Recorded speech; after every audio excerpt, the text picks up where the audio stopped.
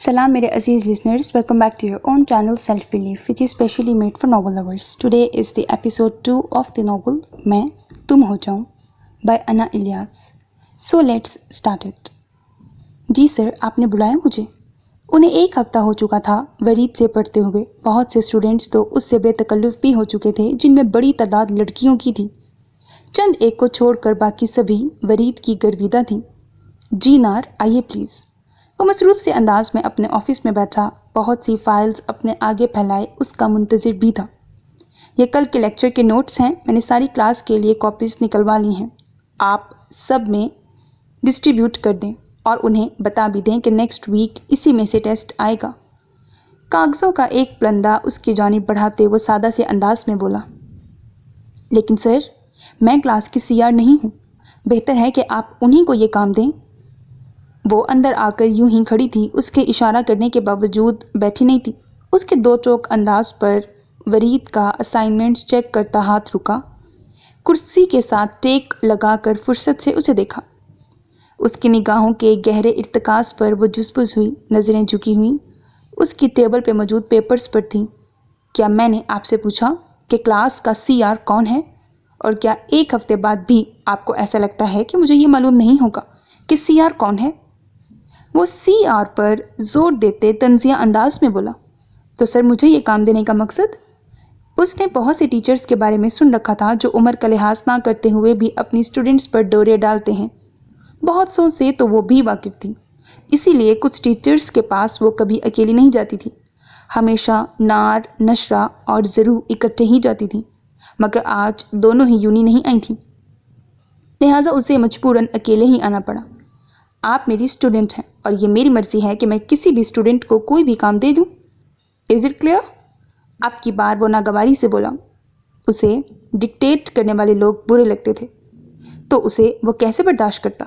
और आइंदा टीचर से बहस मत कीजिएगा। मैं उम्र में आपसे बड़ा ना सही, बहरहाल टीचर हूँ। Don't treat me like your class fellows. और आप ऐसी हूर परी नहीं हैं जिनके दीदार के लिए मैंने उन्हें अपने रूम में बुलाया है। Take it and you may go now. वो अच्छी तरह उसकी तबीयत साफ कर चुका था। उसे लड़कियों की कमी नहीं थी। क्या सोच कर वो उसे यूं बातें सुना गई थी? निकाब होने के बाइस वो उसके चेहरे पर अपने अल्फाज की खिफ़त नहीं देख सका, मगर उसकी नज़रों की बढ़ती नागवारी को वो अच्छी तरह महसूस कर गया था। उसे वो लड़की पहले दिन से खुद को ऊंची चीज़ समझती लगी थी, या उसी के साथ ऐसे ही बिहेव कर रही थी। बाकी टीचर से उसने उसकी काफ़ी तारीफ़ सुनी थी, मगर पहले दिन से वो जैसे हदबंदियाँ कायम कर रही थी। वरीद को एक आंख नहीं भाई, अजीब खुद पसंद लगी थी। नार खामोशी से पेपर्स पकड़कर बाहर निकल गई। कैसी हो तुम? वो कुछ देर पहले ही हॉस्टल आई थी। आज का दिन ही बुरा था। सुबह वरीद से झाड़ सुनने के बाद उसके 2 टेस्ट इंतहाई बुरे हुए थे। जिंदा हूँ बस। उसके फाड़ खाने वाले अंदाज पर नशरा हैरान हुई। हुआ क्या है, इतने गुस्से में क्यों हो? वो हैरत से बोली। वो जो नए सर आए हैं ना, वो तमहीद बांधने लगी। हाँ, क्या हुआ उन्हें? वो भी दिलचस्पी से सुनने लगी। अजीब घमंडी इंसान है। अब तुम बताओ, क्लास को टेस्ट के बारे में इन्फॉर्म करना, नोट्स देना मेरा काम तो नहीं। सीआर क्यों बनाया हुआ है क्लास में? ये उसका काम है ना? वो उसकी तायीद चाहने लगी। हाँ ना, सीआर बनाने का मकसद ही यही है कि वही टीचर्स के सब काम स्टूडेंट्स तक पहुँचाएँ। नशरा ने उसकी हाँ में हाँ मिलाई। वही ना, सर ने ऑफिस बुलाया और कहा नोट्स बच्चों को देकर टेस्ट को इन्फॉर्म करो। तो यही बात मैंने उन्हें समझाई, उल्टा मुझे डांटने लगे। उसकी वजाहत पर नशरा गहरी सांस भर कर रह गई। यार दफ़ा करो, कहते हैं तो कर लिया करो। तुम्हें पता है ना, यूनी में किसी टीचर से बिगाड़ने का मतलब ये है कि आप अपने ग्रेड से हाथ धो लेंगे। अब तुम बिला वजह अपनी ग्रेडिंग मत ख़राब करवा लेना, ऐसे ही तुम्हारे पीछे ना पड़ जाए। वो उसे समझाने लगी। क्यों भाई, मेरा मामा लगता है कि उसकी हर बात मानूं? आइंदा ये ऑफिस में बुलाया ना तो फिर मैं सुना दूंगी। बाकी सब जो चमचियाँ आगे पीछे फिरती हैं उनसे काम ले। वो उस वक्त कुछ भी सुनने को तैयार नहीं थी। अच्छा प्लीज़ मेरे आने तक कोई फड्डे मत करना। एक तो तुम्हें आदत है सच झूठ का प्रचार करने की। वो उसे टोक कर बोली। हाँ तो लोगों को सही गलत की तमीज़ होनी चाहिए, वरना बहुत से लोग भुगतान भुगतते हैं। वो यासियत भरे लहजे में बोली। तुम बताओ भाई की शादी की तैयारियां कहाँ तक पहुँची? वो बात बदल गई।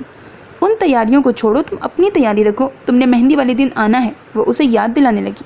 یار سچ میں تمہاری شادی میں آ جاؤں گی، لیکن ایسے بھائی کی شادی میں آنا عجیب لگتا ہے۔ وہ وہاں جانے سے کترا رہی تھی اور وجہ بتا بھی نہیں سکتی تھی۔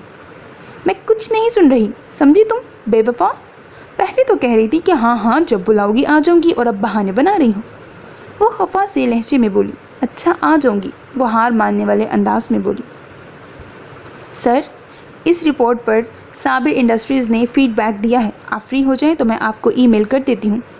فخر کے سامنے اس وقت اس کی آپریشن مینیجر کسی نئے پروجیکٹ کو ڈسکس کرنے کے ساتھ ساتھ ایک پرانے پروجیکٹ کے بارے میں مطلع کر رہی تھی۔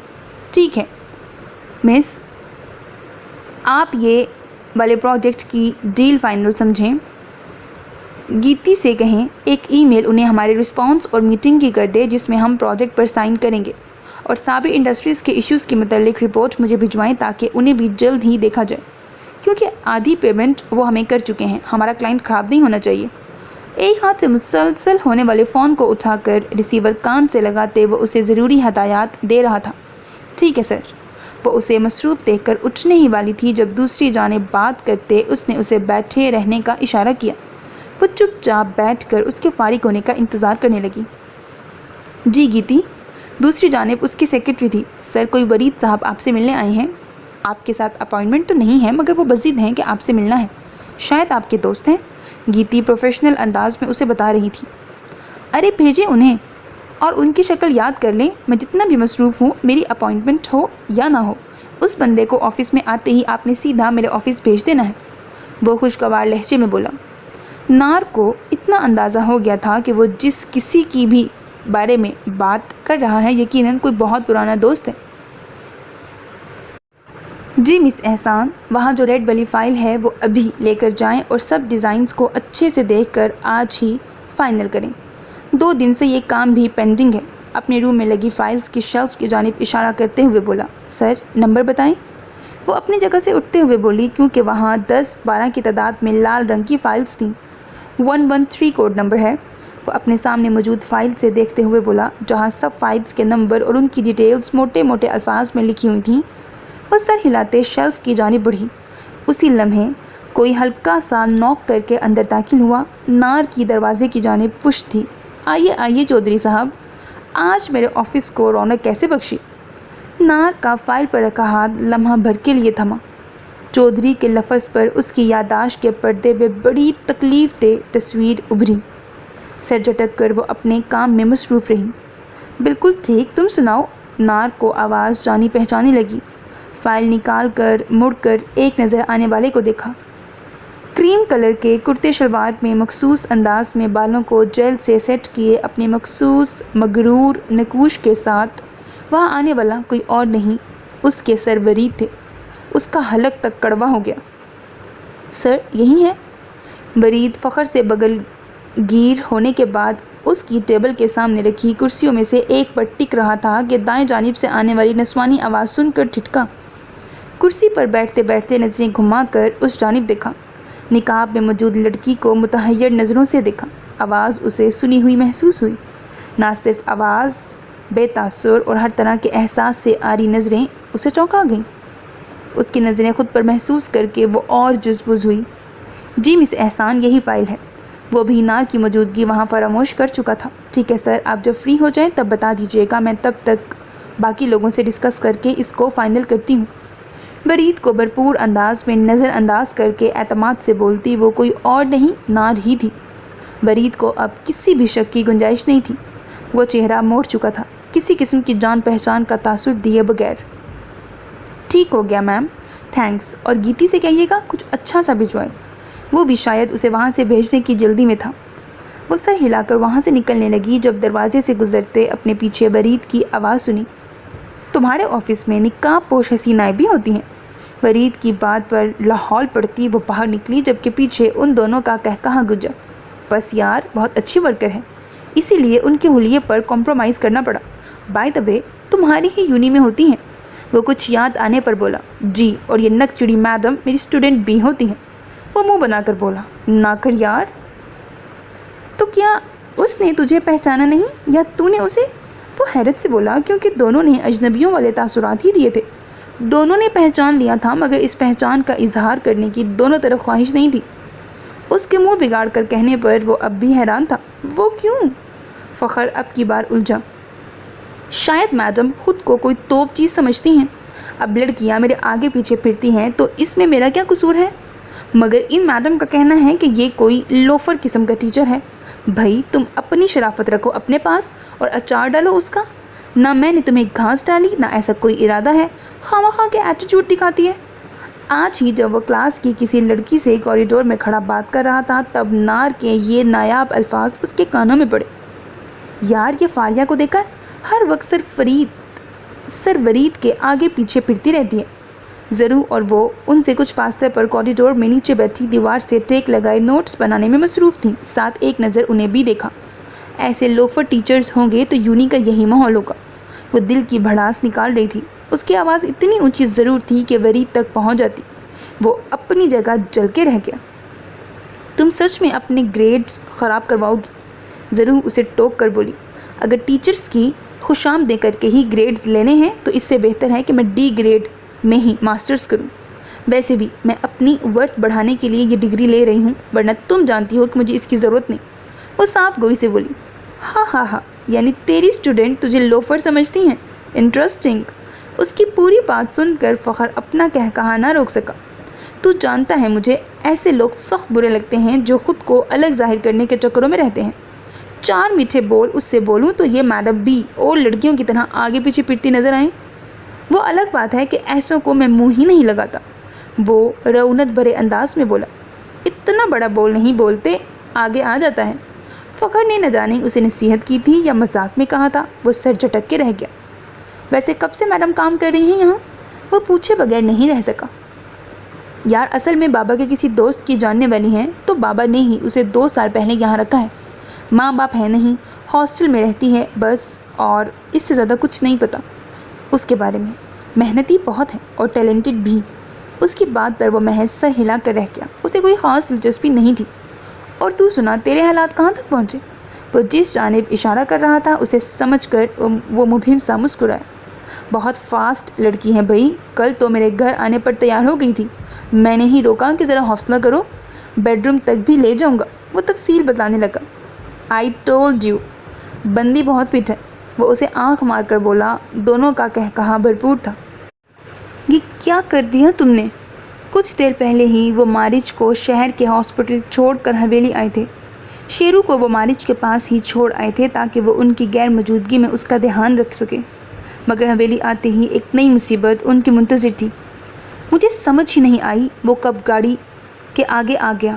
نشے میں چور لہجہ ہی ملک ایاز کو سمجھا گیا کہ وہ کس وجہ سے اس بچے کو دیکھ نہیں پایا، اور پھر وہی ہوا جس کا انہیں ڈر تھا۔ شام سے پہلے جرگے کے معززین ان کے گھر موجود تھے۔ آپ کے بھائی نے بالکل اچھا نہیں کیا۔ کل اس بچے کے کل ہیں، پرسوں جرگہ بیٹھے گا۔ اگر اس نے بھاگنے کی کوشش کی تو کفارہ آپ کو بھرنا پڑے گا۔ ان کی بات پر تفکر کی لکیریں ان کے ماتھے پر نمودار ہوئیں۔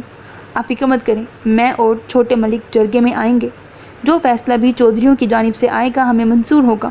ان کی بات پر وہ سب کچھ دیر بیٹھنے کے بعد اٹھ گئے۔ اب کیا ہوگا؟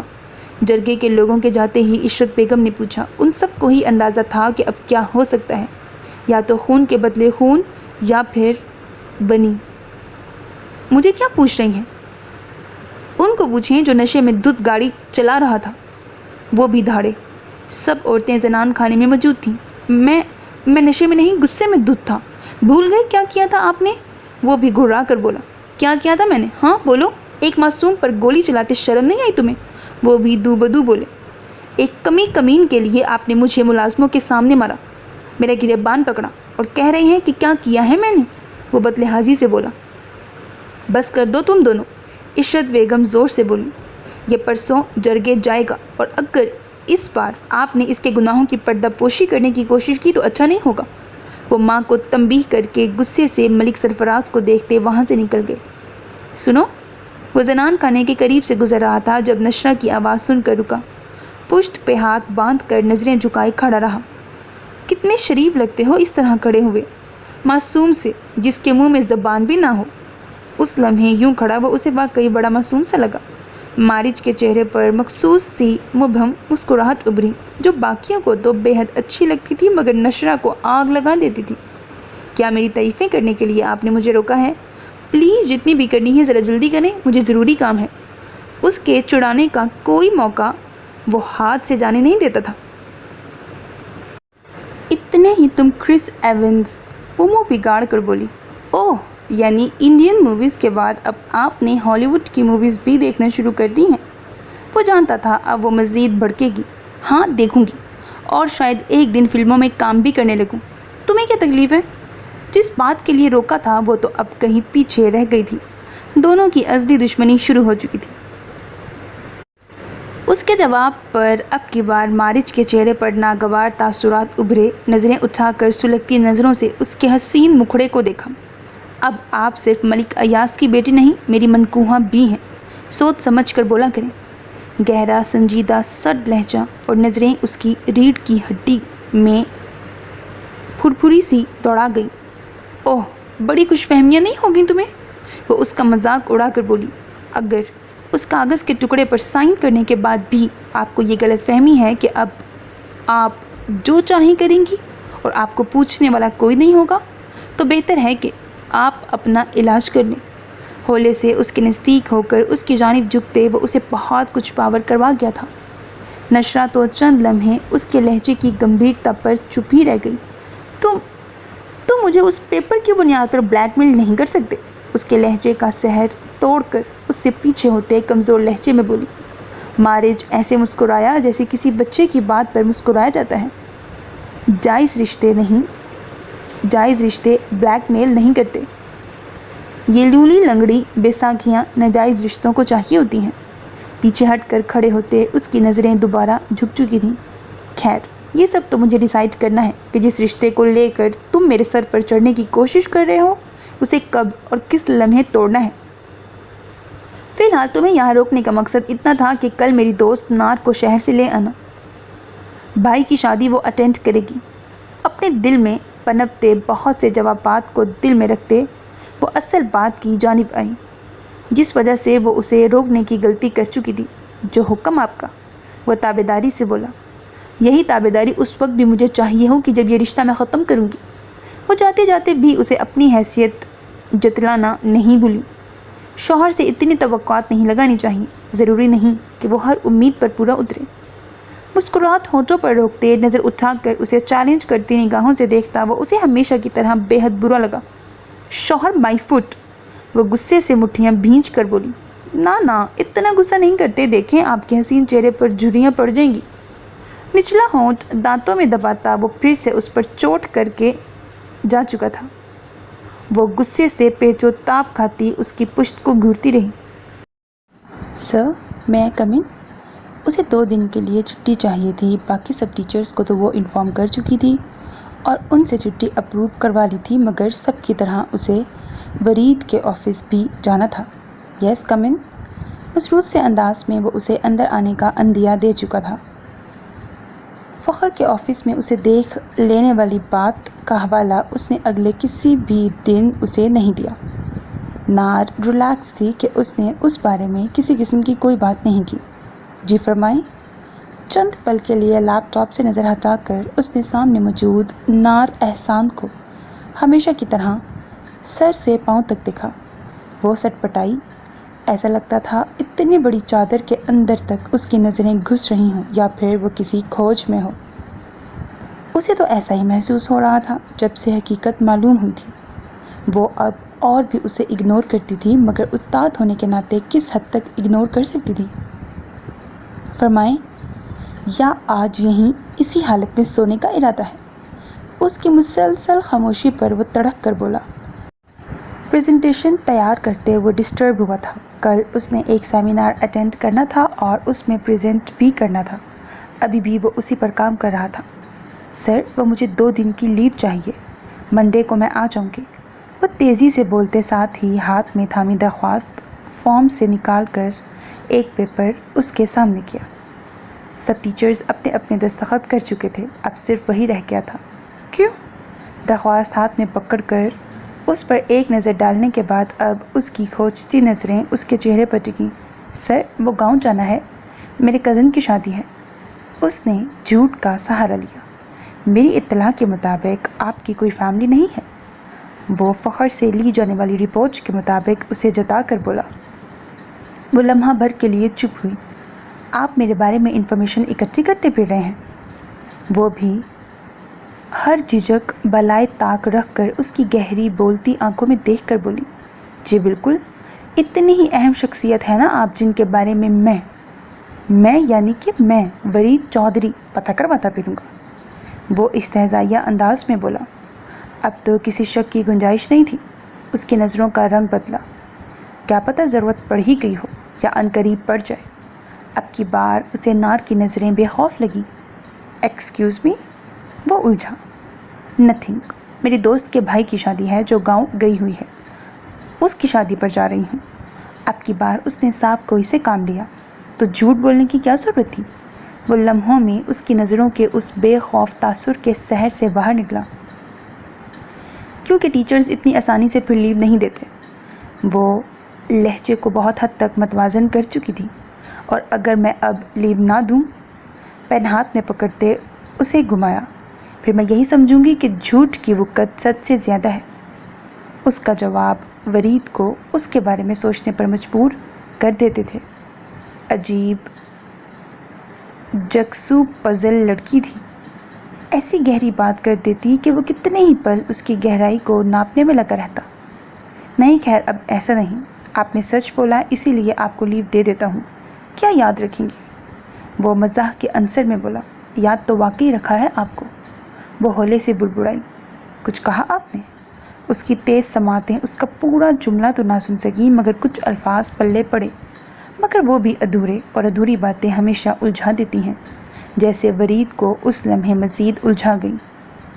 نہیں سر، تھینکس بولا تھا، وہ بات بنا کر بولی۔ اس سے درخواست لے کر اسے ایڈمن آفس میں جمع کروانا تھا۔ درخواست پکڑتے ہی وہ اس کے آفس سے تیزی سے باہر نکلی۔ وہ کتنی ہی دیر اس کے سحر میں جکڑا رہا، پھر سر جھٹک کر خود کو اس کی سوچ سے باہر نکالا۔ اس لمحے وہ کسی بھی باڈی گارڈ کے بغیر اکیلا اسے لینے آیا تھا۔ نشرہ اسے فون کر کے بتا چکی تھی کہ وہ تیاری کر لے، شام میں مارج اسے لینے آئے گا۔ وہ جھجکتے ہوئے ہاسٹل سے نکلی۔ وارڈن سے مل کر مارج اسے بلوا کر خود باہر آ کر گاڑی میں بیٹھ چکا تھا۔ فرنٹ سیٹ کا دروازہ اس کے لیے کھول رکھا تھا۔ وہ خاموشی سے بیگ تھامے باہر آ کر گاڑی میں بیٹھ گئی۔ السلام علیکم۔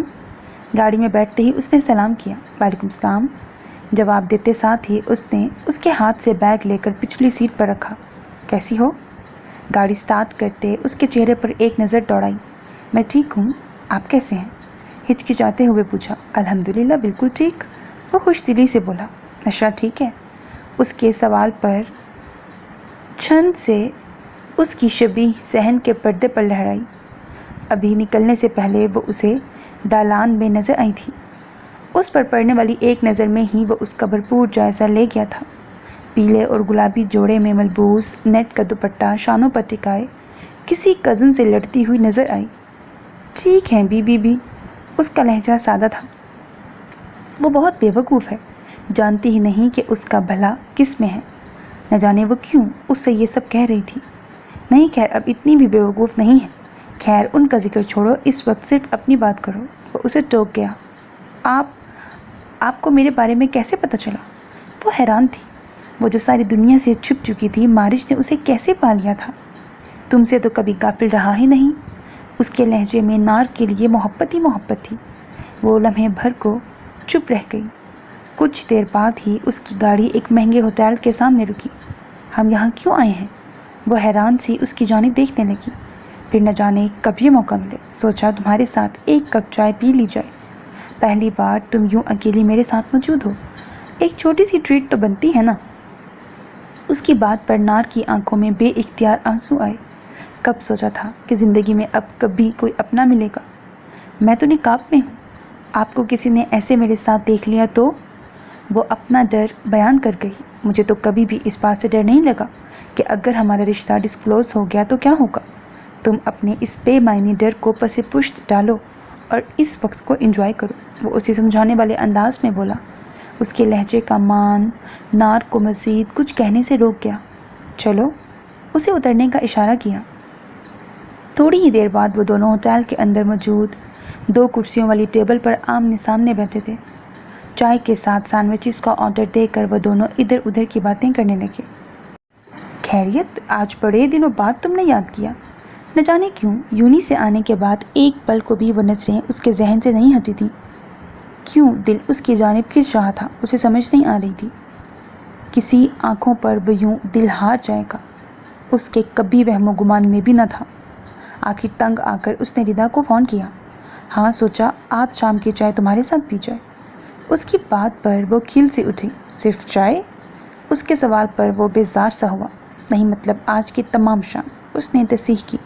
اوکے، وقت اور مقام بتا دو، میں آ جاؤں گی۔ وہ فوراً تیار ہوئی۔ کچھ ہی دیر بعد اسٹائلش سی بلیک شلوار قمیص میں بالوں کو جیل سے سیٹ کیے نک سکسا وہ تیار تھا۔ دونوں مقررہ وقت پر پہنچ چکے تھے۔ تم شلوار قمیض اتنی کیوں پہنتے ہو؟ ہیلو ہائی کے بعد وہ اس سے سوال کیے بنا نہ رہ سکی۔ گو کہ اسے یہ لباس بہت آکورڈ لگتا تھا، مگر برید پر ایسا جچتا تھا کہ وہ سراہے بنا نہ رہتی تھی۔ میرا پسندیدہ لباس ہے۔ کچھ ہم فیوڈل لارڈس کتنے بھی پڑھ لکھ جائیں، کچھ چیزیں ہمارے خمیر میں پیوست ہو جاتی ہیں جنہیں چاہ کر بھی ہم چھوڑ نہیں سکتے۔ تم یہی سمجھ لو، ان میں سے ایک چیز میرا شلوار قمیض پہننا بھی ہے۔ وہ وضاحت دینے کے ساتھ ساتھ ایک طائرانہ نگاہ ارد گرد بھی ڈال رہا تھا، جب ایک مخصوص آواز نے اسے اپنی جانب دیکھنے پر مجبور کیا۔ ان کی ٹیبل کے دائیں جانب 2 کرسیوں والی ٹیبل پر اسی کے عمر کے لگ بھگ مرد کے ساتھ وہ کوئی اور نہیں، وہی تھی جس نے صبح سے اسے تنگ کر رکھا تھا۔ مارج کی پشت اس کی جانب تھی، جبکہ نقاب میں موجود وہ آنکھیں برید کو پھر سے اپنی جانب کھینچنے لگیں۔ نار بھی اسے دیکھ چکی تھی، مگر ہمیشہ کی طرح نظروں میں اجنبی تاثر موجود تھا جو ورید کو کھولا کر رکھ گیا۔ کیا ہوا؟ اسے مسلسل خاموشی سے دائیں جانب ٹکٹکی باندھ کر دیکھنے پر وہ ٹوک گئی۔ ردا نے کچھ چونک کر ساتھ والی ٹیبل پر موجود نقاب والی لڑکی کو دیکھا۔ وہ یہ سوچنا بھی نہیں چاہتی تھی کہ ایسی کوئی بیکورڈ لڑکی میں برید دلچسپی لے سکتا ہے۔ کچھ نہیں۔ کونی کرسی کی ہتھی پر ٹکائے مٹھی تھوڑی اور ہونٹ پر ٹکائے اپنے مخصوص شاہانہ انداز میں بیٹھے ردا کی پکار پر وہ جیسے ہوش میں آیا۔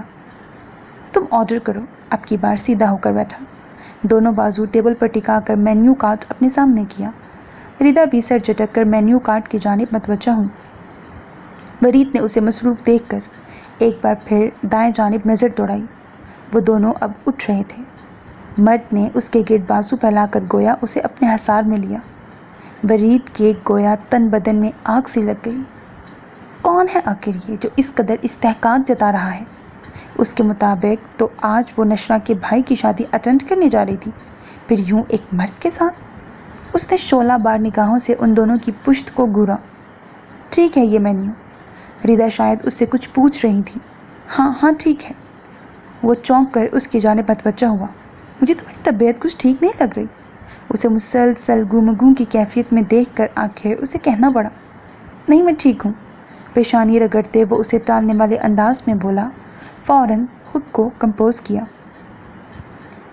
اس دن کے بعد سے سغرا بیگم کی کوشش رہی کہ وہ بچی دوبارہ ورید کے سامنے نہ آئے۔ انہی دنوں اس کو پڑھنے کے لیے باہر بھیج دیا گیا تاکہ نہ وہ یہاں رہے نہ مزید کسی گناہ کا مرتکب ہو۔ میں نے بات کر لی ہے، تم باہر ماموں کے پاس پڑھنے جا رہے ہو۔ ویکینڈ پہ جب وہ ہاسٹل سے حویلی آیا وہ اسے اطلاع دینے لگی۔ ٹھیک ہے۔ اس نے ماں کی بات کو نارمل انداز میں لیا۔ مجھے فون پر اس کے بارے میں اپڈیٹ کرتی رہیے گا۔ وہ اپنی کتابیں سامنے پھیلائے بولا۔ سغرا نے کچھ الجھ کر اسے دیکھا کہ وہ کس بارے میں بات کر رہا ہے۔ وہی جو میرے لیے ونی ہو کر آئی ہے۔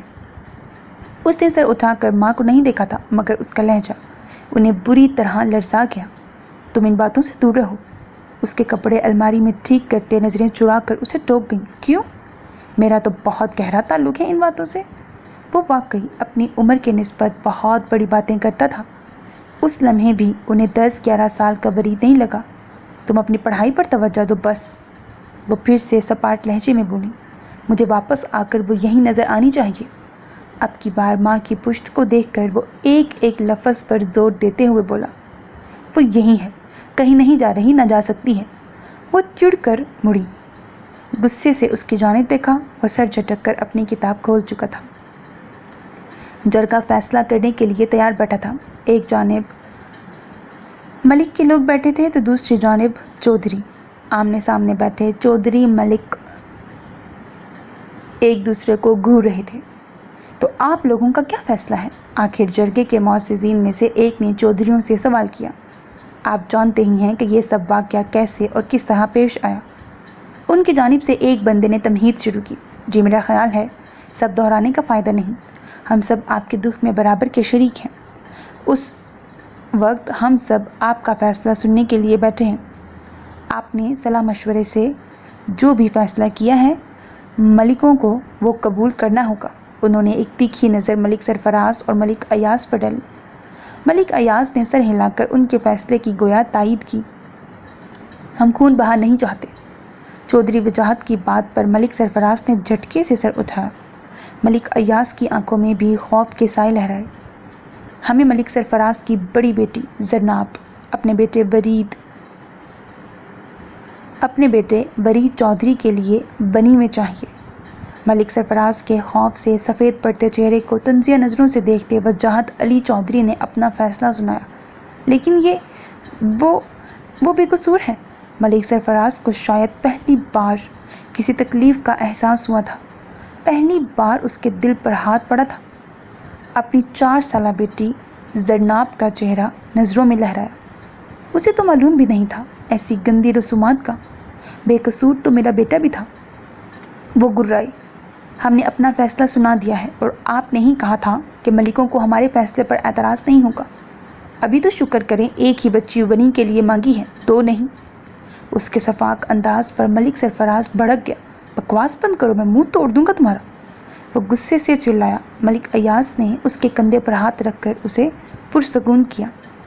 غصے سے کام مت لو، ہمیں آپ کا فیصلہ منظور ہے۔ اس وقت یہاں جنگ و جدل کرنے کا مطلب حالات مزید بگاڑنا تھے۔ آپ کی بیٹی نہیں ہے نا، وہ اسی لیے تکلیف نہیں ہو رہی آپ کو۔ وہ ان کا ہاتھ جھٹک کر پھنکارا۔ اولاد چاہے اپنی ہو یا کسی اور کی، تکلیف ایک سی محسوس ہوتی ہے۔ تم تو اپنی عیاشیوں میں گم تھے، تمہاری اولاد کو بھی تمہارے حصے کا پیار میں نے دیا ہے۔ ان کی آواز میں موجود نمی محسوس کر کے وہ خاموش ہو گیا۔ شاید کسی کی آہ لگی ہے۔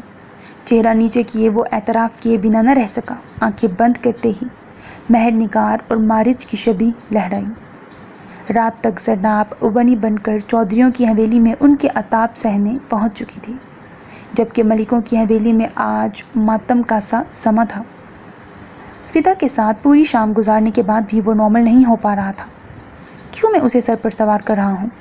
کمرے میں نیم تاریکی کیے بیڈ پر بے چین سا سر ہاتھوں پر گرائے بیٹھا تھا۔ بیڈ کے سامنے موجود LED پر گانوں کا کوئی چینل لگا ہوا تھا۔ کسی چیز میں سکون نہیں مل رہا تھا۔ ہے ہی کیا اس میں جو مجھے بے چین کر رہا ہے؟ غصے سے خود سے سوال جواب کر رہا تھا۔ وہ میرا سٹینڈرڈ نہیں ہے، خود کو جیسے یاد دلا رہا تھا۔ اس کے دماغ میں چلتی سوچوں کی یلغار کا خاتمہ موبائل پر اس کے خاص بندے کی آنے والی کال سے ہوا۔ ہیلو، کیا خبر ہے؟ وہ گمبھیر آواز میں بولا۔ سر، صفورہ خالہ کی بیٹی کے گھر کا پتہ چل گیا ہے۔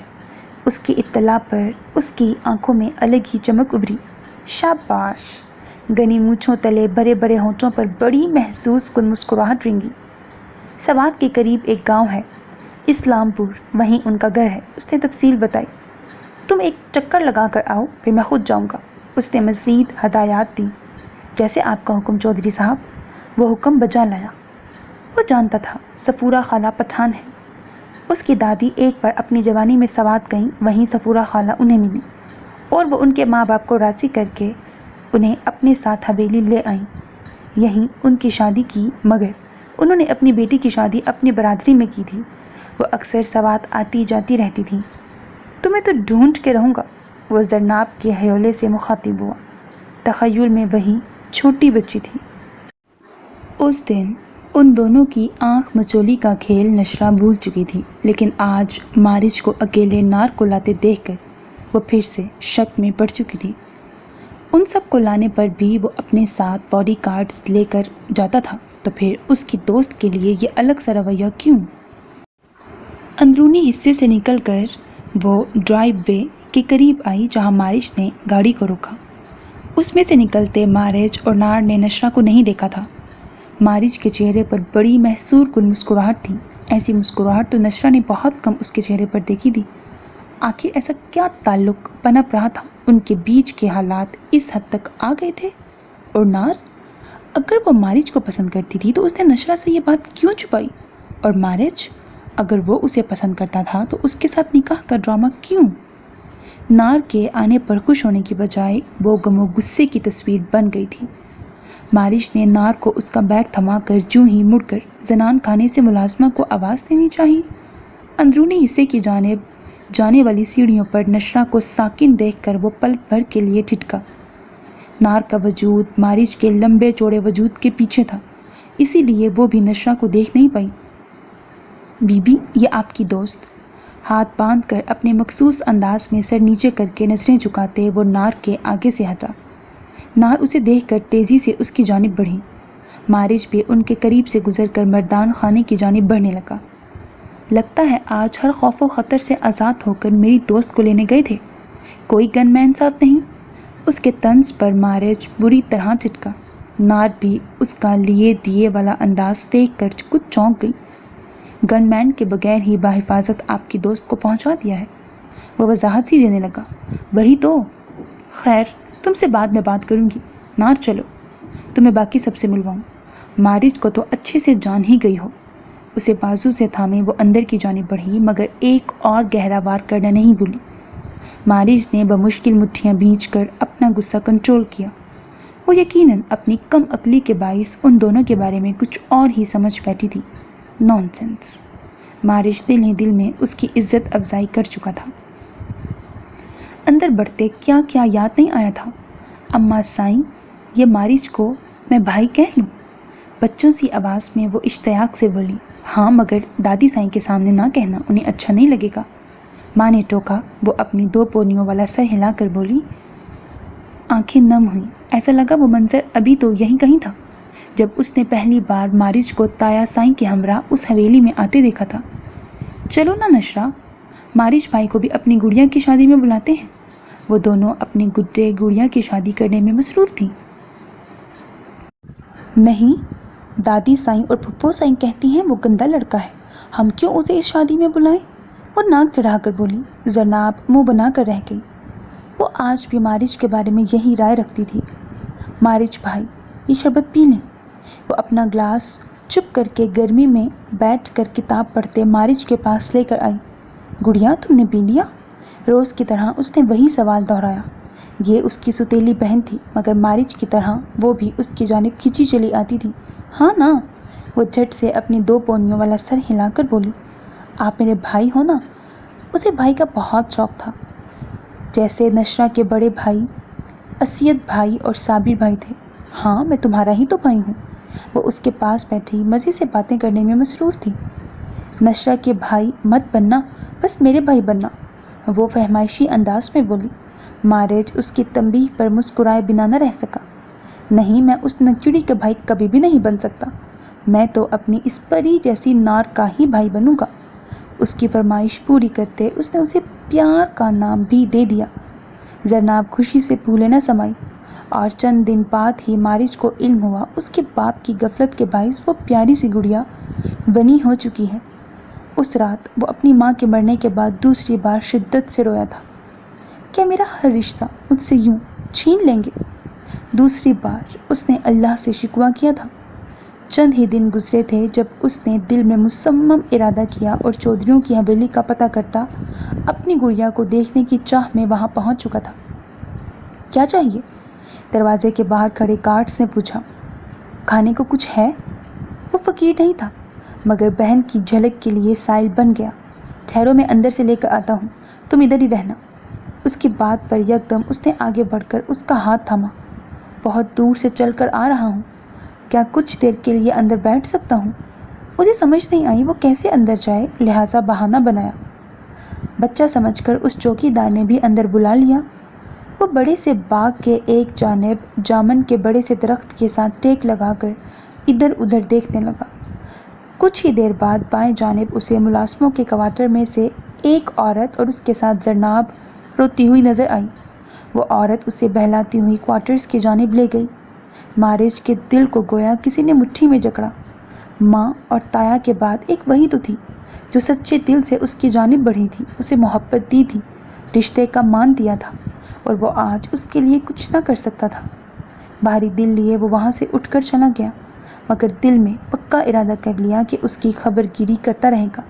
پھر اکثر ہی وہ اس حویلی کے آس پاس رہنے لگا۔ چند دن میں ہی ملک ایاز کو اس بارے میں معلوم ہو گیا۔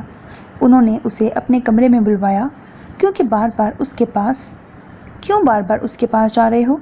کوئی بھی تمہید باندھے بنا وہ سیدھا اصل بات کی جانب آئے۔ وہ بہن ہے میری۔ وہ ان سے ہر طرح کی بات کر لیتا تھا۔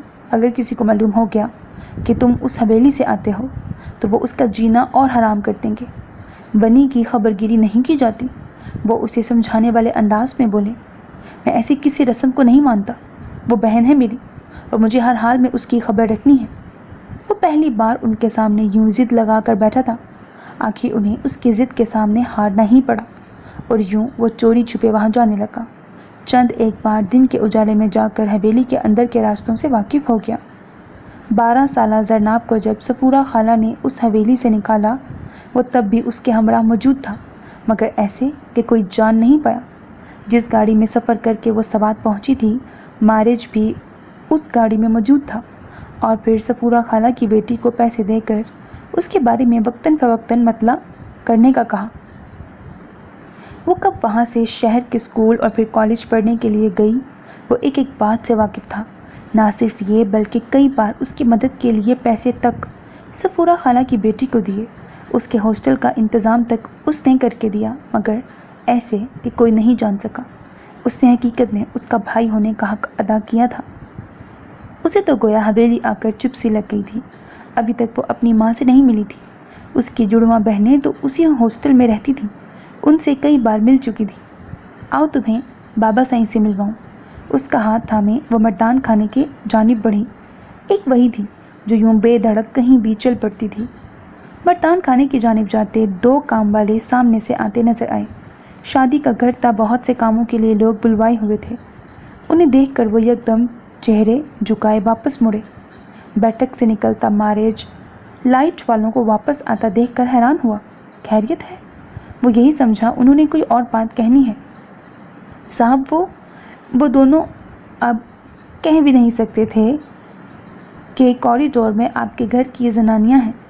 انہیں ہچکچاتے دیکھ کر وہ خود ہی دروازہ پار کر کے جوں ہی باہر نکلا، نشرہ مزے سے زرناب کا ہاتھ تھامے کمرے کے قریب آتی دکھائی دی۔ وہ قہر برساتی نظروں سے اسے دیکھنے لگا۔ شکر تھا کہ سر پر دوپٹہ لے رکھا تھا۔ آپ یہاں کیا کر رہی ہیں؟ سرد لہجے میں بولا۔ بابا سائیں سے ملنا ہے۔ وہ اسے کسی خاطر میں نہ لاتے ہوئے بولی۔ آپ مردان خانے میں کیا کر رہی ہیں؟ اب کی بار وہ دبی دبی آواز میں گرایا۔ یہ تمہاری نہیں میری حویلی ہے، جہاں چاہے جاؤں۔ وہ پہلے ہی اس پر تپی ہوئی تھی، لگ رہا تھا وہ غصے کو مزید ہوا دے رہا ہے۔ آپ جائیں ملک صاحب، کچھ دیر میں اپنے کمرے میں جائیں گے، وہیں مل لیجیے گا۔ فوراً اسے وہاں سے چلتا کیا۔ میں نے تم سے نہیں پوچھا کہ مجھے یہ بتاؤ کہ مجھے کیا کرنا چاہیے اور کیا نہیں۔ وہ آنکھیں نکال کر بولی۔ کیا کر رہی ہو نشرہ؟ کچھ دیر بعد مل لیں گے۔ زرناب ماریج کے غصے سے ڈری، مگر نشرہ زرناب نہیں تھی، لہٰذا اکڑ کے کھڑی رہی۔ تم چپ کرو اور زیادہ اس کی چمچی بننے کی ضرورت نہیں ہے۔ اسے بھی بری طرح جھڑکا۔ آپ یہاں سے جا رہی ہیں کہ نہیں؟ اب کی بار اس کا لہجہ بے لچک تھا، نظریں بھی اٹھی ہوئی اس کے چہرے کا غصے سے طواف کرتی چنگاریاں برسا رہی تھیں۔ نہیں، وہ ترکی بترکی بولی۔ اب کی بار ماریج کے لیے اس کا دماغ ٹھکانے لگانا ضروری ہو گیا۔ اسے کچھ بھی سمجھنے کا موقع دیے بنا مضبوطی سے اپنے دائیں ہاتھ کے شکنجے میں اس کا بایاں بازو تھام کر تیزی سے رخ گھما کر اسے کھینچتا ہوا اپنے ساتھ چلانے لگا۔ کیا کر رہے ہو یہ تم؟ تمہاری ہمت مجھے ہاتھ لگانے کی؟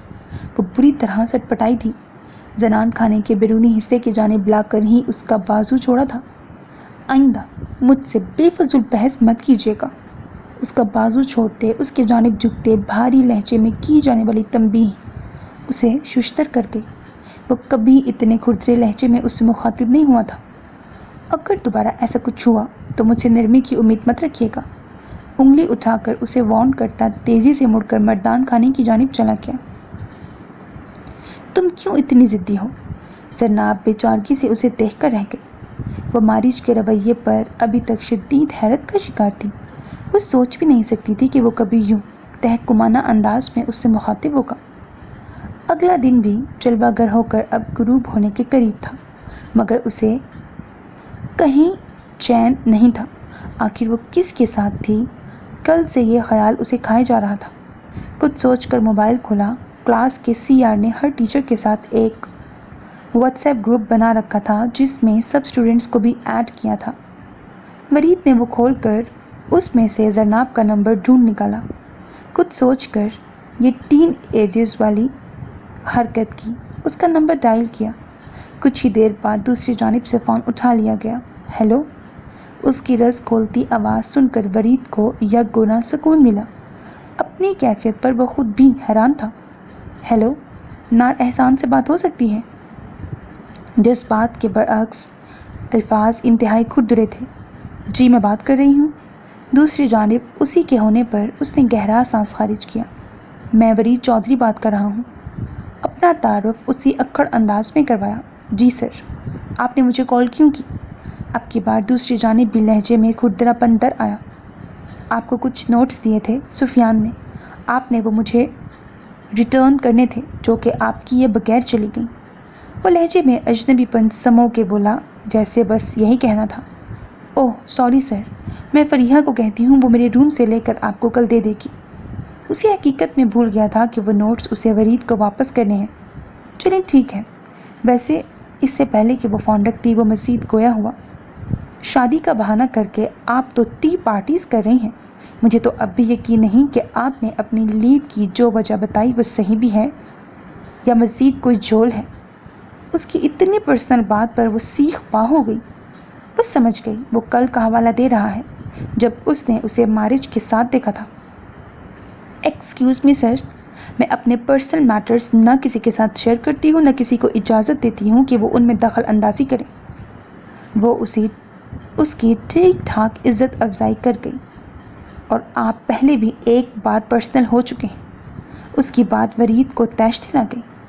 آپ جیسے اسٹوڈنٹس پر چیک رکھنا بہت ضروری ہوتا ہے ورنہ ہمارے ہی ادارے کا نام خراب ہوگا کہ یہاں آپ جیسی لڑکیاں پڑھتی ہیں جو شادی کے بہانے بنا کر لڑکوں کے ساتھ ڈیٹس۔ ابھی اس کی بات پوری نہیں ہوئی تھی جب وہ چلائی، آپ ہوتے کون ہیں مجھ پر ایسے الزام لگانے والے؟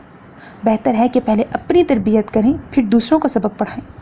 وہ بھی اسے بے نقد سنا کر فون بند کر گئی۔ گھٹیا انسان، ایسے لوگ کبھی نہیں بدلتے۔ فون بند کر کے بڑبڑائی تھی۔ اگلے دن شام میں مہندی سے پہلے وہ اسے اپنے ساتھ لیے ملک ایاز کے کمرے میں ملوانے پہنچی۔ میں آ جاؤں بابا سائیں؟ دروازے پر نوک کر کے اندر آنے کی اجازت ملتے ہی دروازہ وا کر کے اندر جانے سے پہلے پوچھا۔ آ جاؤ بیٹے۔ بائی مردانہ آواز پر نشرہ کے پیچھے کھڑی زرناب کا دل بھر آیا۔ کاش اس کا باپ بھی آج زندہ ہوتا تو وہ کم از کم اسے دیکھ تو پاتی۔ آنسو پیتے نشرہ کا ہاتھ تھام کر وہ اندر داخل ہوئی۔ بابا سائیں، ہماری دوست نار آئی ہے آپ سے ملنے، اسے ان کے سامنے کرتی وہ بولی۔ وہ جو مہندی کے لیے تیار ہو کر اب خود کو آئینے میں ناقدانہ نگاہوں سے دیکھ رہے تھے، نشرہ کے اندر آتے ہی آئینے کے سامنے سے ہٹے۔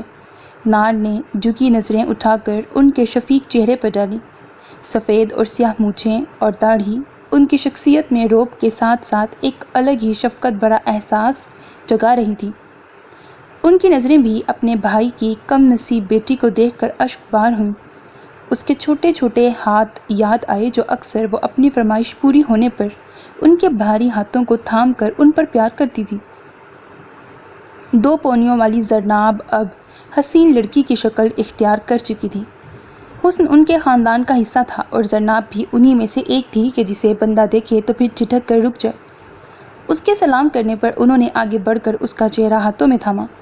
وہ گھبرائی جبکہ نشرہ ششتر انہیں اپنی کسی دوست کے ساتھ ایسے کرتے دیکھ رہی تھی۔ پیار کرنے کا یہ مخصوص انداز صرف اس خاندان کی بچیوں کے ساتھ اپنایا جاتا تھا۔ یکدم جھک کر انہوں نے اس کے ماتھے پر لب رکھے۔ اس انداز پر زرناب کا دل کیا ہر مصلحت بالائے طاق رکھ کر ان کے پرشفیق چوڑے سینے پر سر رکھ کر اپنی ہر تکلیف بہا دے، مگر وہ ایسا کچھ نہیں کر سکتی تھی۔ بمشکل اپنے آنسو پیے۔ ماشاءاللہ بہت پیاری بچی ہے۔ محبت ان کے لہجے سے ہی عیاں ہو رہی تھی۔ نشرہ تو ساکت کھڑی تھی۔ انہوں نے کبھی اس کی کسی دوست کو سر پر ہاتھ پھیرنے کے علاوہ ایسا کوئی عمل نہیں کیا تھا۔ تو کیا مارج انہیں نار کے لیے اپنی پسندیدگی بتا چکا ہے؟ اس کی ذہنی رو کہیں اور ہی بہک رہی تھی۔ کیا میرا باپ میرے کیے کی یہ سزا دے گا کہ مجھ پر سوتن لائے گا؟ وہ اپنی سوچوں میں مگن کھڑی تھی۔ آپ جب فارغ ہوں تب مجھے آپ سے کچھ ضروری بات کرنی ہے، یکدم کچھ سوچتے ملک ایاز سے مخاطب ہوئی۔ فنکشن کے بعد تم میرے کمرے میں آ جانا۔ پیچھے ہٹتے اسے دیکھ کر بولے۔ جی بہتر، چلو، انہیں جواب دیتے وہ زرناب سے مخاطب ہوئی۔ مہندی کے فنکشن میں عورتیں اور مرد الگ الگ تھے۔ ڈھولک کا اہتمام کیا گیا تھا۔ زرناب اپنی ہی 2 بہنوں اور باقی کزنز کے ساتھ سب انجوائے کر رہی تھی، جبکہ نشرہ چپ چپ سی تھی۔ اسے کیوں نار اور مارج کو اکٹھے سوچنا برا لگ رہا تھا، اسے سمجھ نہیں آ رہی تھی۔ میں آتی ہوں۔ اسے لگا اب مزید انہیں سوچا تو اس کا دم گھٹ جائے گا۔ مایا سے کہتی وہ اٹھ کر پچھلے باغ کی جانب آئی۔ اس وقت وہاں کوئی نہیں تھا۔ مردان خانے میں اسیت کے دوست اور گھر کے مرد تھے، جبکہ عورتوں نے مہندی کا فنکشن حویلی کے رہائشی حصے کے سامنے والے باغ میں کر رکھا تھا۔ وہ خاموشی سے چلتی باغ میں موجود مصنوعی آبشار کی جانب آئی، جس کے ارد گرد برقی کمکمے لگے تھے۔ مہندی اور گلابی رنگ کے شرارے اور گھٹنوں تک آتی شرٹ پر گوٹے کا بےحد نفیس کام ہوا تھا۔ کمر تک آتے بالوں کو چٹیاں میں گوندھ کر اس پر گیندے کے پھول لگائے ہوئے تھے۔ مانگ میں بندیا اور سبز موتیوں والے جھمکے، ہاتھوں میں چوڑیاں اور پاؤں میں ہم رنگ خصہ پہنے دوپٹے کو گلے میں ڈالے وہ خطرناک حد تک حسین لگ رہی تھی۔ مردان خانے کا ایک دروازہ پچھلے باغ میں کھلتا تھا۔ اسیت کا دوست مہران فون کے سگنل خراب ہونے کی وجہ سے پچھلے دروازے سے باہر نکلا۔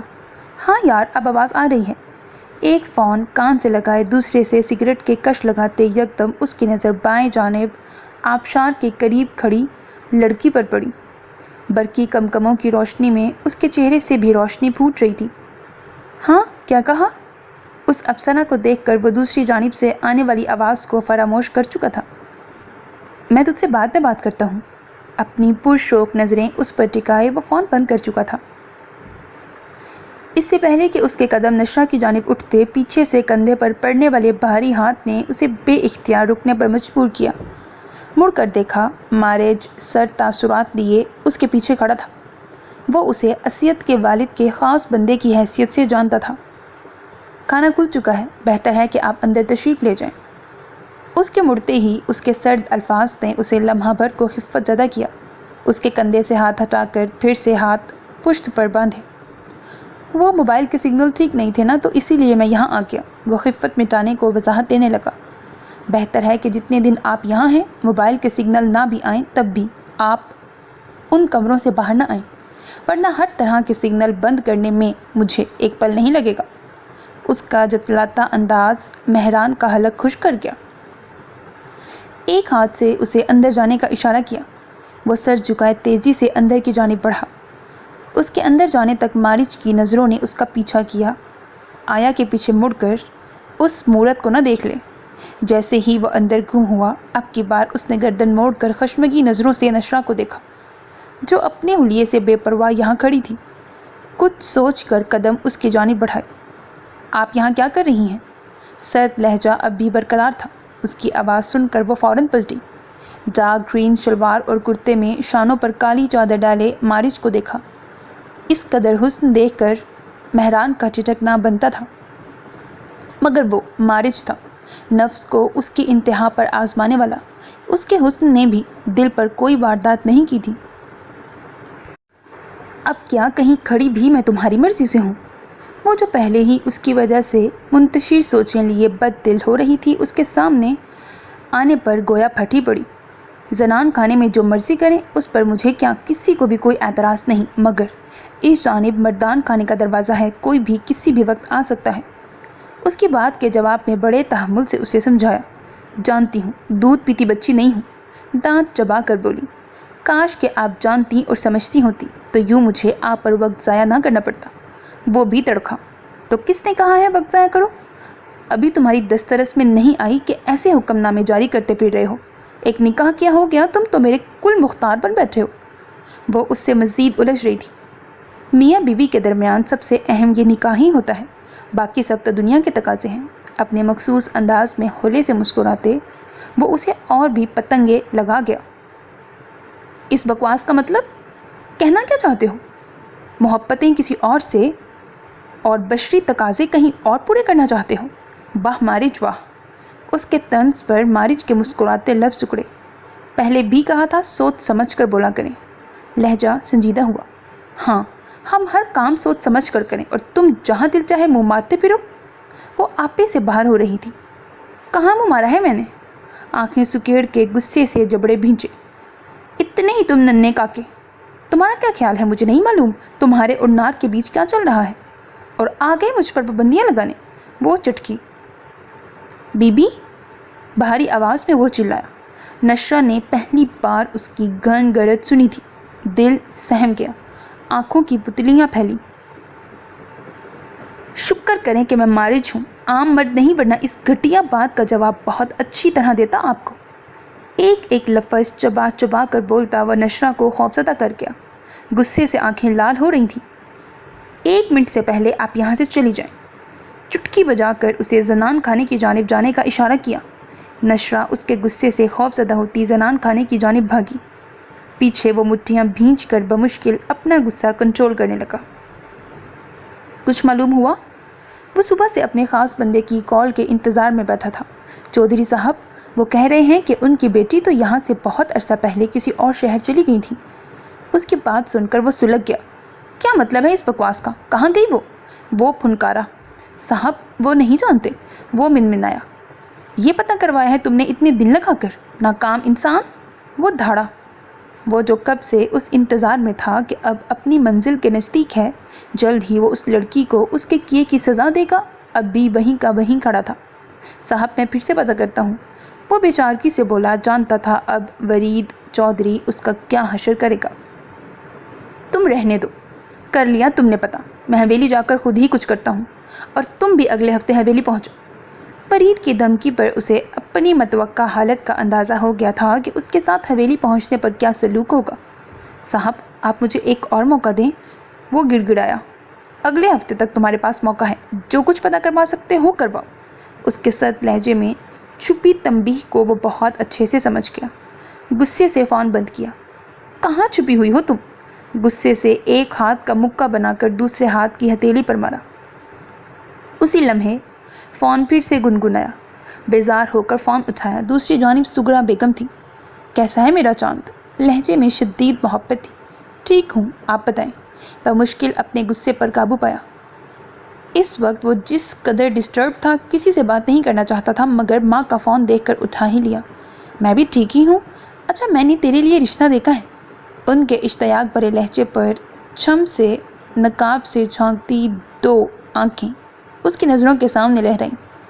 کیا جلدی ہے آپ لوگوں کو؟ وہ اکتایا۔ دیکھ ورید، تیرے بڑے دونوں بھائیوں کی شادی کب کی ہو گئی، اور تو ایسے ہی پڑ رہا ہے۔ ان کے لہجے میں جیسے دکھ تھا۔ تو ان کی شادیاں جلدی ہونے کا مقصد یہ ہے کہ میں بھی اسی روش کو برقرار رکھوں؟ وہ اکھڑے لہجے میں بولا۔ ابھی صرف رشتہ پکا کر دیتے ہیں، جب تو کہے گا شادی تب کر دیں گے۔ وہ اسے منانے لگی۔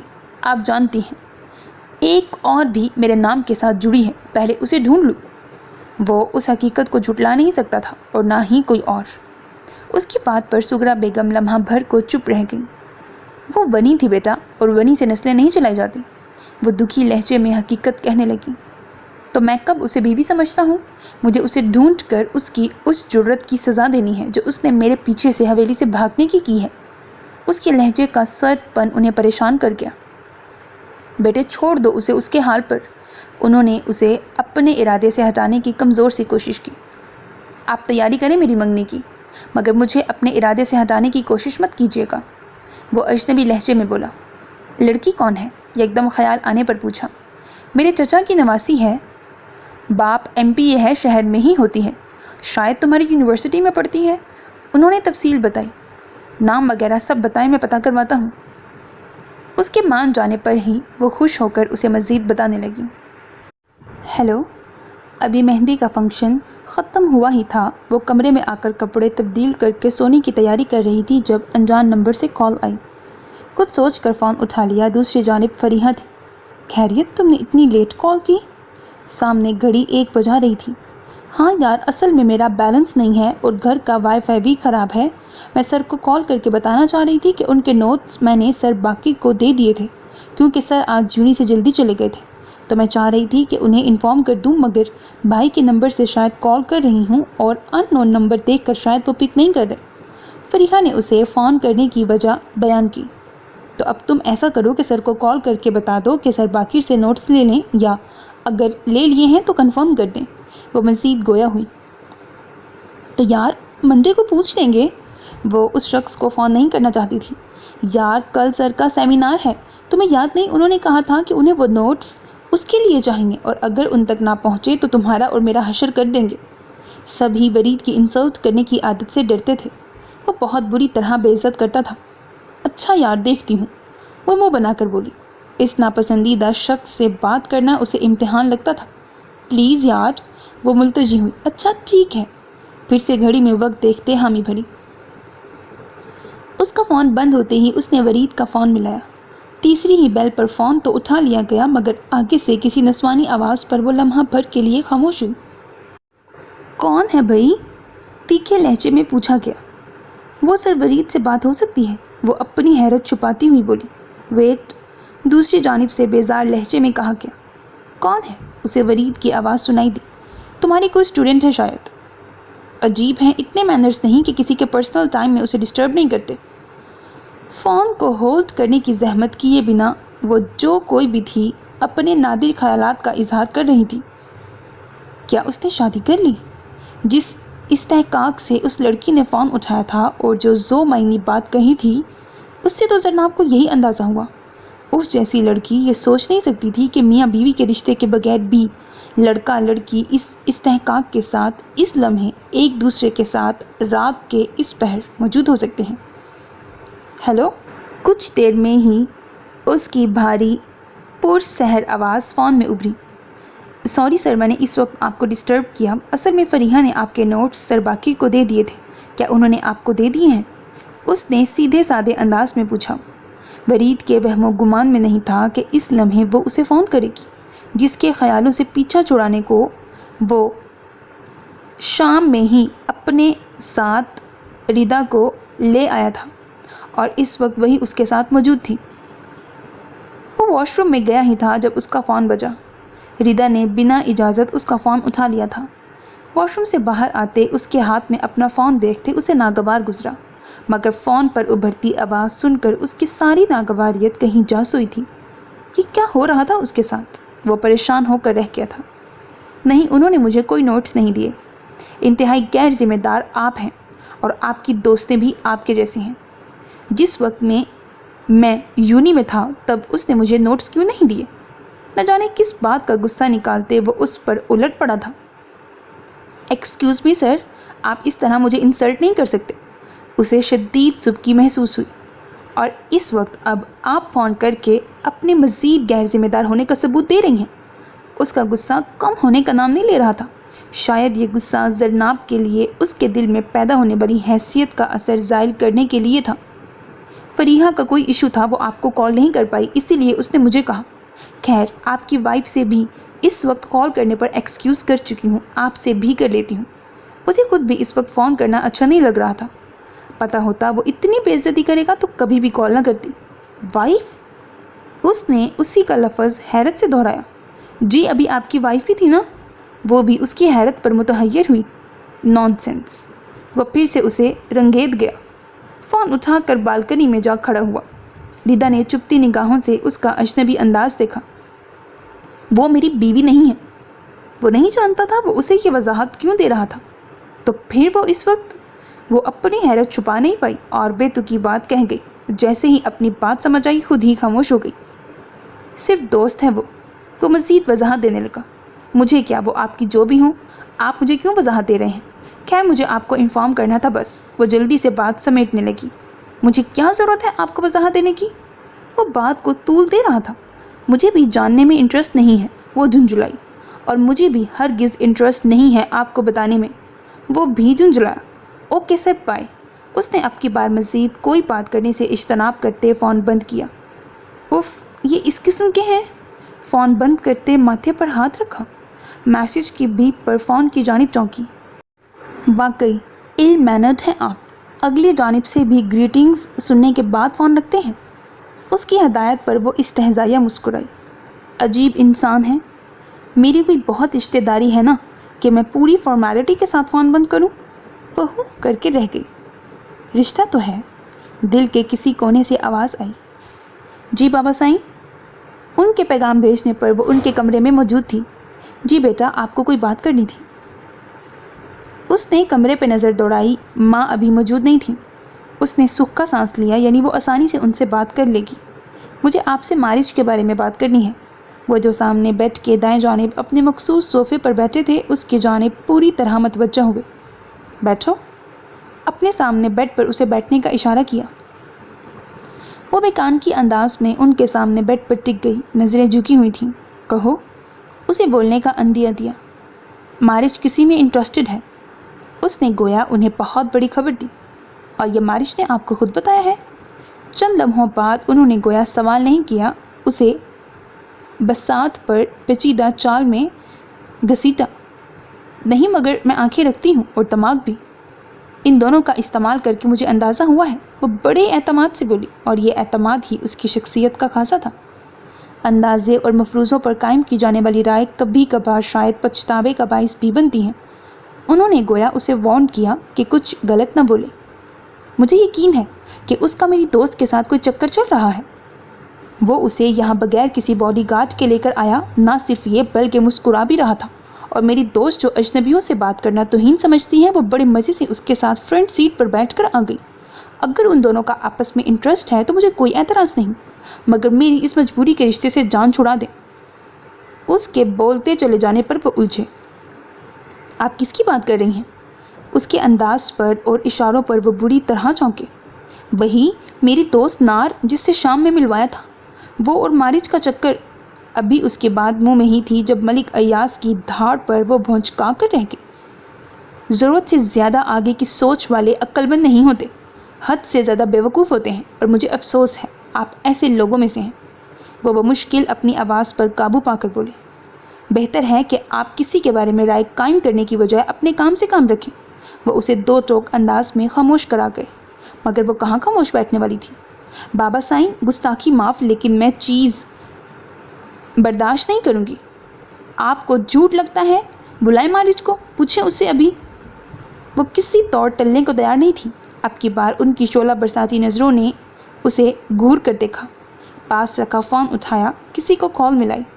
मारिज बेटे, फ़ौरन मेरे कमरे में आई। उनकी बात सुनकर वो मसरूर हुई। अब पता चलेगा, मुझे बेवकूफ़ बना रहे थे ना, जान छूटेगी उससे। वो दिल ही दिल में अपने इस इक़दाम पर खुश हुई। कुछ ही देर बाद वो दरवाज़ा नॉक करके अंदर दाखिल हो चुका था। उसे वहाँ मौजूद देखकर लम्हे भर को टिटका। आओ बेटे। मलिक अय्यास के लहजे में ज़रा भर भी बरहमी नहीं थी, जिसे महसूस करके वो जुज़बुज़ हुई। ऐसी बात पर उसके लत्ते लेने चाहिए थे, पर बाबा साईं भी ना। उसे चोट नज़रों से देखकर वो तिल मिला गई। जी मलिक साईं। अपने मखसूस अंदाज में उनके करीब आकर उनके हाथ पर बोसा दिया। पीछे हटकर हाथ आगे बांधकर अदब से खड़ा हुआ, नज़रें नीचे थीं। कल असियत की दुल्हन की रुखसती के साथ साथ नशरा को तुम्हारे साथ रुखसत कर रहा हूँ। इंतज़ाम उसके मुताबिक कर लो। वो जो तवज्जो से उनकी बात सुन रही थी, भौंचका के रह गई। बाबा साईं। गहरे सदमे से वो बस इतना ही बोल सकी। जिसे तुम स्कैंडलाइज करती फिर रही हो, वो इस घर की बेटी जरनाब है और इसकी बहन है सुतेली। इससे आगे तुम्हें जानने की ज़रूरत नहीं, और ना मुझे बताने की ख्वाहिश है। यह मैरिज इस घर का खून है। माजरत बेटे, मैं इससे ज़्यादा इस सच को छुपा नहीं सकता था, क्योंकि अब बात दो लोगों के किरदार पर आ गई है। मारिज को देखकर उन्होंने माजरत ख्वाहाना अंदाज में कहा, जो बेबसी से उन्हें सच बोलते देख रहा था। और वो हैरत की तस्वीर बनी। अपने साथ होने वाले जुल्म पर वावेला करने की बजाय अब इस नए इंकशाफ पर शदीद हैरत ज़दा थी। आप जाकर अपनी रुखसती की तैयारी करें। उसे मुतहय्यर और ख़ामोश देखकर उन्होंने उसे वहाँ से निकाला। وہ چپ چاپ وہاں سے اٹھ گئی۔ مارج تم یہیں بیٹھو۔